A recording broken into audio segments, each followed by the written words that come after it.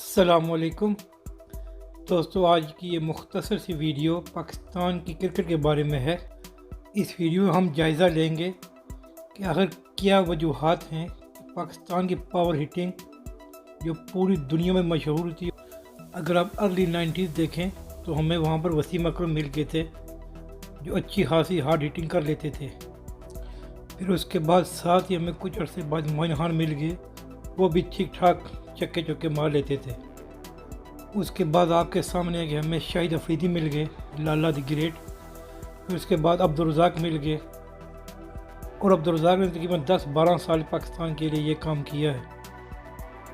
لیکن کیا وجہ ہے کہ اب سب سے کمزور ہارڈ ہٹنگ پاکستان کی ہے، اور ہمیں کوئی ایسا بیٹسمین نہیں مل رہا جو آخری اوورز میں آ کر پاکستان کے لیے تیز رنز بنے۔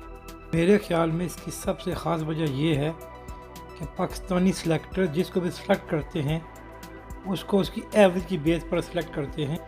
اس لیے ڈومیسٹک کرکٹ میں سب بچے کوشش کرتے ہیں کہ وہ لمبی گیند کھیلیں اور سٹرائک ریٹ پر زیادہ توجہ نہیں دیتے۔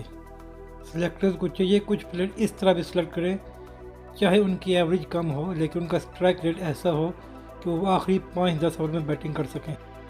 اگر ایسا نہ کیا گیا تو ہماری ون ڈے کرکٹ اور T20 مزید پیچھے جائے گی اور ہم رینکنگ میں اور نیچے آ جائیں گے، اس لیے ابھی کچھ سوچنا ہوگا۔